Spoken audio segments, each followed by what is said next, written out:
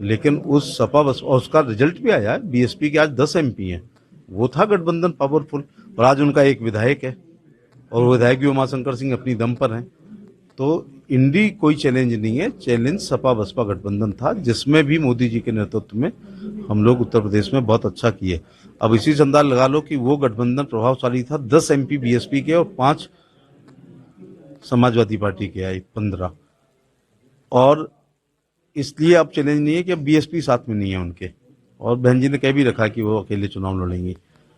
उस गठबंधन में, पावरफुल गठबंधन में भी अक्षय यादव फिरोजाबाद हारे हैं, डिम्पल यादव कन्नौज हारी हैं, और धर्मेंद्र यादव मैनपुरी वो हारे हैं। बदायूं, ये वो सीटें हैं जो पिक एंड चूज करके सपा के सैफी परिवार ने अपने लिए टॉप 5 चुनी। इसमें एक और उपलब्धि करना चाहूंगा कि जो आजमगढ़ अखिलेश यादव ने इस्तीफा दिया, तो आजमगढ़ सीट भी भारतीय जनता पार्टी ने जीत ली, और रामपुर सीट को भी उपचुनाव में जीत लिया।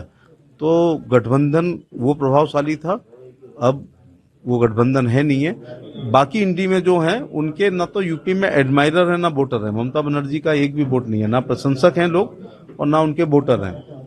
और एक मजेदार बात है कि इस समय भय, भगदड़ और भ्रम भारत की राजनीति में चुनाव की पूर्व संध्या पर आया हुआ है। कई कप्तान लोग जो प्रधानमंत्री बनने के सपने देखते थे, वो अपने अपने जहाजों से कूद के और एनडीए में आ रहे हैं, और कुछ को उनके राज्यों ने ही निपटा दिया। तो अब देश की जनता ने मन बना लिया है कि विकास तो होगा ही, लेकिन अब भारत को विकसित राष्ट्र बनाने की तरफ जो विकास का रथ चल पड़ा है, उसमें लोग अपनी आहुति देना चाह रहे हैं और सहयोग करना चाह रहे हैं। पर नहीं लड़ाई जाती, लेकिन उस सपा बस और उसका रिजल्ट भी आया है। बीएसपी के आज 10 एमपी हैं। वो था गठबंधन पावरफुल, और आज उनका एक विधायक है, और वो विधायक भी उमाशंकर सिंह अपनी दम पर हैं। तो इंडी कोई चैलेंज नहीं है, चैलेंज सपा बसपा गठबंधन था, जिसमें भी मोदी जी के नेतृत्व में हम लोग उत्तर प्रदेश में बहुत अच्छा किए। अब इसी से अंदाज लगा लो कि वो गठबंधन प्रभावशाली था। 10 एमपी बीएसपी के और 5 समाजवादी पार्टी के आए, 15।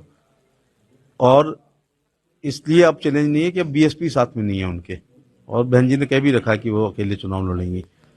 उस गठबंधन में, पावरफुल गठबंधन में भी अक्षय यादव फिरोजाबाद हारे हैं, डिम्पल यादव कन्नौज हारी हैं, और धर्मेंद्र यादव मैनपुरी वो हारे हैं। बदायूं, ये वो सीटें हैं जो पिक एंड चूज करके सपा के सैफी परिवार ने अपने लिए टॉप 5 चुनी। इसमें एक और उपलब्धि करना चाहूंगा कि जो आजमगढ़ अखिलेश यादव ने इस्तीफा दिया, तो आजमगढ़ सीट भी भारतीय जनता पार्टी ने जीत ली, और रामपुर सीट को भी उपचुनाव में जीत लिया। तो गठबंधन वो प्रभावशाली था, अब वो गठबंधन है नहीं है। बाकी इंडी में जो हैं उनके ना तो यूपी में एडमायरर है ना वोटर है। ममता बनर्जी का एक भी वोट नहीं है, ना प्रशंसक हैं लोग और ना उनके वोटर हैं।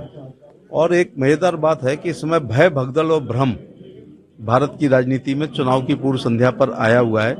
कई कप्तान लोग जो प्रधानमंत्री बनने के सपने देखते थे, वो अपने अपने जहाजों से कूद के और एनडीए में आ रहे हैं, और कुछ को उनके राज्यों ने ही निपटा दिया। तो अब देश की जनता ने मन बना लिया है कि विकास तो होगा ही, लेकिन अब भारत को विकसित राष्ट्र बनाने की तरफ जो विकास का रथ चल पड़ा है, उसमें लोग अपनी आहुति देना चाह रहे हैं और सहयोग करना चाह रहे हैं।